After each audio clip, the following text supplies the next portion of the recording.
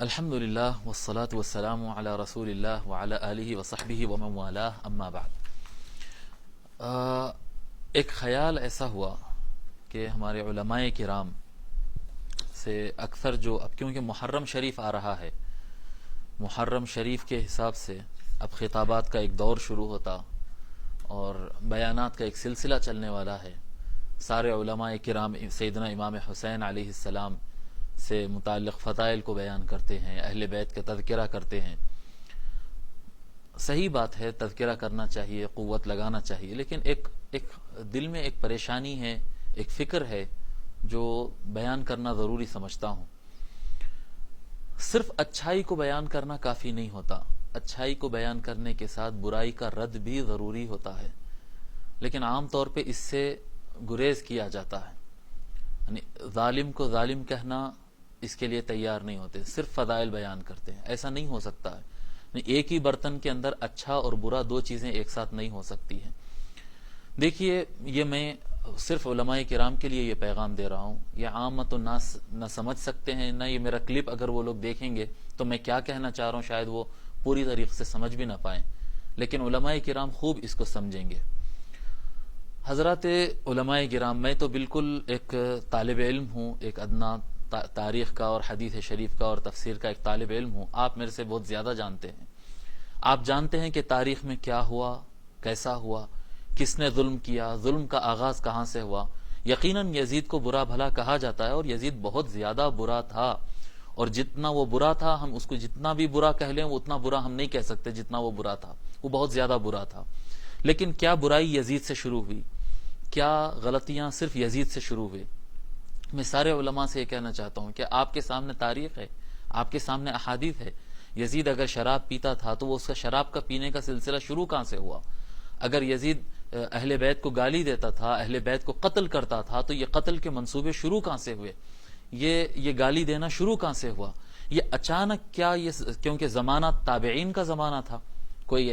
دور کا زمانہ تو تھا نہیں، تو یہ اچانک امام حسین یعنی سارے کے سارے نیک اور متقی تھے خلفائے راشدین کے زمانے میں،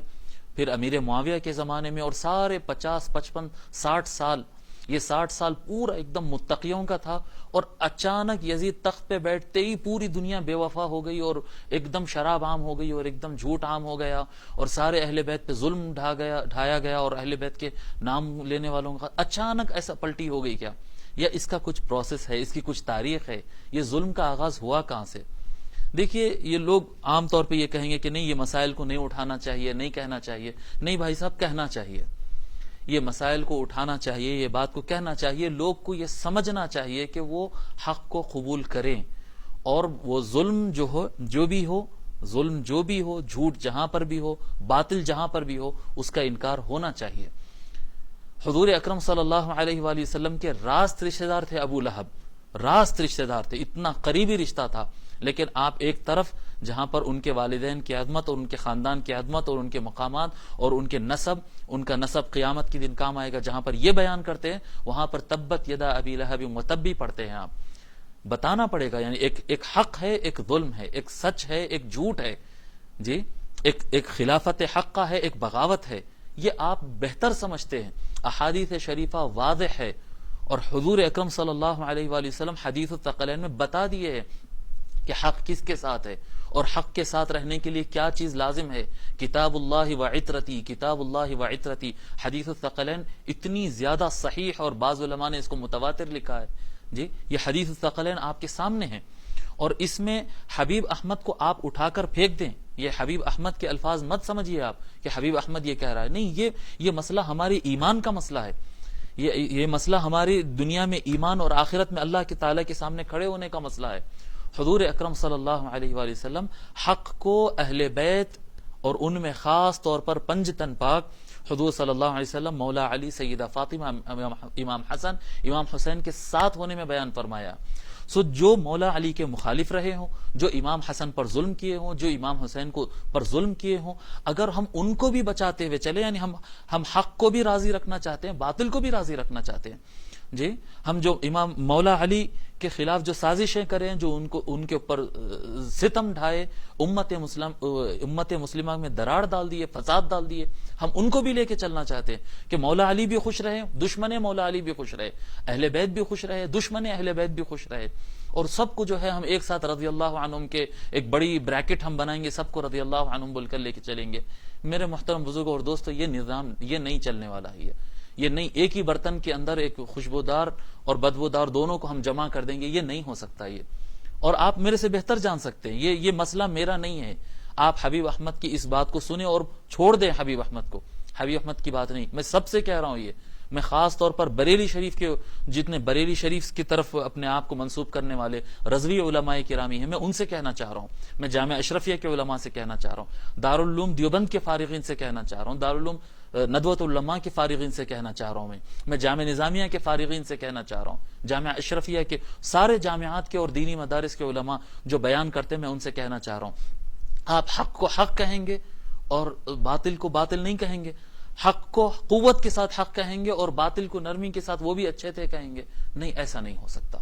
ایسا نہیں ہو سکتا۔ آپ جب خطاب کریں گے، جب تحقیق کریں گے، جب بیان کریں گے، آپ اس بات کو سمجھ لینا چاہیے، یاد ذہن میں رکھ لینا چاہیے، اللہ تبارک و تعالی فرمایا وَلَا تَرْكَنُوا إِلَى الَّذِينَ ظَلَمُوا فَتَمَسَّكُمُ النَّارُ، اللہ تبارک و تعالی فرما رہا ہے کہ تم جو لوگ ظلم کیے ان کی طرف اپنا جھکاؤ مت رکھو۔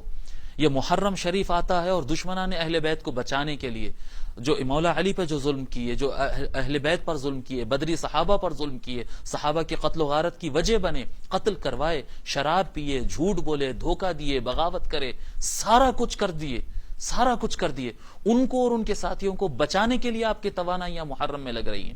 جو علماء اس طرح سے کر رہے ہیں، سبھی کی بات نہیں ہے، جو علماء اس طرح سے کر رہے ہیں، اور عام ہے یہ بات، عام ہے، مولا علی کی شان بھی بیان کرنا اور دشمن مولا علی کو بچانے کے لیے پوری طاقت لگا دینا اپنی، محرم کے مہینے میں ان کے من گھڑت روایتوں کو لا کر حضور کی حدیث فرما کر ان کو بچانے کی کوشش کرنا، نئی سو تعویلیں کر دینا، نئی سو تعویلیں کر دینا، حضور صلی اللہ علیہ وسلم کے فرمان کو موڑ دینا ان کو بچانے کے لیے۔ محترم علماء گرامی، میں سارے علماء چاہے دیوبند کے ہوں، بریلی کے ہوں، نظامیہ کے ہو، اشرفیہ کے ہو، اور کہاں کے ہو، سارے علماء سے میں یہ اپیل کرتا ہوں، اللہ تبارک و تعالیٰ فرما وَلَا تَرْكَنُوا إِلَى الَّذِينَ ظَلَمُوا، اے لوگو تم ظالموں کی طرف مائل مت ہو،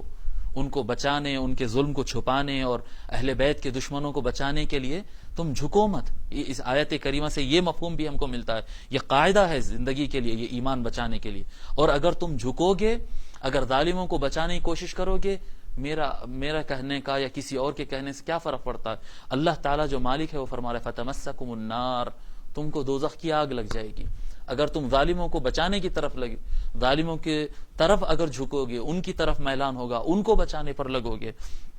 فَتَمَسَّكُمُ النَّارُ وَمَا لَكُم مِّن دُونِ اللَّهِ مِنْ أَوْلِيَاءَ ثُمَّ لَا تُنصَرُونَ۔ بہرحال میرے الفاظ میں سمجھتا ہوں کہ وہ صحیح نہیں ہے، ہو سکتا میرے الفاظ میں غلطی ہو، قواعد میں غلطی ہو، بیان کرنے کے اسلوب میرا ٹھیک نہ ہو، آپ کو ایسا لگے، مگر میں سارے علماء گرامی سے بیان یہ کرنا چاہ رہا ہوں، اپیل کرنا چاہ رہا ہوں کہ ہم اپنی آخرت کی سوچیں، ہم اپنی آخرت کی سوچیں۔